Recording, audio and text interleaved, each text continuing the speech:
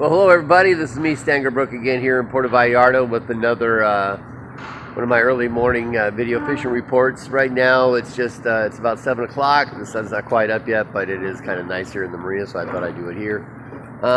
We've had some interesting changes here this week. I did a report last week, but I didn't get a chance to get it up, and things changed, so now we're just doing it all over again. We've seen water temperatures, as you know, go from 81 to 71, back up to 81, back down to 73. Now they're back up to about 74 to about 76. What does this mean? Well, number one, if you're out there at Corbatania, you don't really know what to expect. We've got swells coming in from the west. So they call that's an eastern swell. We got an eastern swell. We got a northern swell. We got a southern swell. I mean currents. We got currents all over the damn place, and everything's clashing out there, and it's a real interesting situation right now. Corbatania, let's start with Corbatania. Corbatania right now, they've got so many Jack Crevalles out there that you can't get bait in front of any other fish. Forget about it. It's not going to happen. The water out there is a kind of a light blue because it's been kind of this clean green mixed in with blue water, so it's kind of a light blue water, or it's kind of funny, but there's so many jacks out there and that you can't get around a tuna, and there's a bunch of tuna out there. You just can't get around tuna because they just hit the bait, right? I don't care if you're trolling it, casting it, whatever. You're just hitting the bait. So right now, even jacks, even if you're there, you're trying to go for coups or something like that. They're small and they're not too big right now.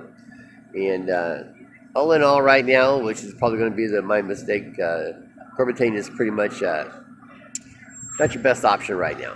But having said that, about halfway between Corbatania and the bank, I call that midpoint. Many tournament fish has been won there, and right now that seems to be probably your best bang for your buck.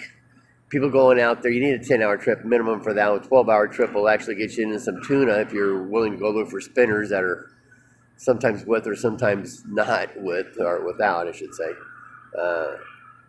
Without the spinners, they run with spinner dolphin out there. They've been running about 40, 60 pounds, but sometimes they're there, sometimes they're not. So it's a long way to run for chasing tuna. But at the midpoint, we're seeing Dorado. Freddie went out there the other day, surprisingly enough, caught 22 Dorado out there. They had a bunch of people on the boat and caught 22 Dorado. Not one of them was under 25 pounds. So that's pretty impressive. When you have that, that's pretty impressive. It's kind of, what do you say bad about that? So caught 22 of them. A couple other guys been out there same amount of time, and it's been a real success. Probably the best bang for your buck, even though it is a 10-hour trip out there. Another thing that's going on out there is the fact that, well, if you're out there taking an 8-hour trip and you're out there by Punta Mita, a little closer in, anywhere from El Morro to Punta Mita, anything can pretty much happen. But what's really happening right now, for the most part, is there's Dorado out there. But if you don't find like a floating log, or if you don't find I don't know, some kind of debris or some floating whale, something out there. They have dead whales out there. Floating whale out there or something like that. It's kind of hard to find. There are a couple of buoys out there in the 310 and the 320 out there right off the point. So if you can find those out there, that'd be fine. You'll catch a lot of Dorado on that. Otherwise, out there, sailfish are pretty much moved out already. Again, the water temperature's doing weird stuff, right? So right now what we're seeing, might see some sailfish out there, probably won't, but you might. And that would be within the first 5 miles. Well, some good news up there is north of Sayulita, where the reefs are. There's been some rooster fish up there that have been caught between 30 and 40 pounds. So that's an option, but again, you're going to have to plan on a 10-hour day. If you're up there somewhere near the Four Seasons, you won't find anybody on the beach there because it's just too rocky. But if you get somebody to take you out from over that area right there, you've got a pretty good day. You went into a very long day. Inside the bay, it's the same old story. The same old story. We're cooler water, still kind of the clean green. We got some bass out there. We got bacalao, which they call this red bass down here. But let me see, not too many grouper, but the water is still cold enough and things are picking up. So not too many people have been chasing those around because we still have Dorado in the area and they're still going for the summer species.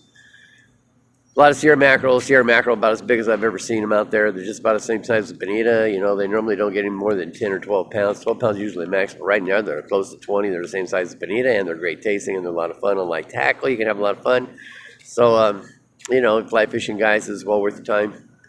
Hey, what else? Oh, well, that's really about it. One of the things that are probably our biggest issue right now is the fact that krill. There's so much krill in the bay right now, it's just turning the water red. You think it's red tide until you got on this tiny little shrimps, right? And squids. So everything's feeding on that, even the bait's feeding on that, and it's red out there. And if you just see any red water, just turn around and go the other way, because whatever it is out there is just feeding on that. I don't care what, unless it's a little bit of a bigger fish, but you know, sailfish and Dorado aren't over there to feed on that. So what are you gonna do, huh? So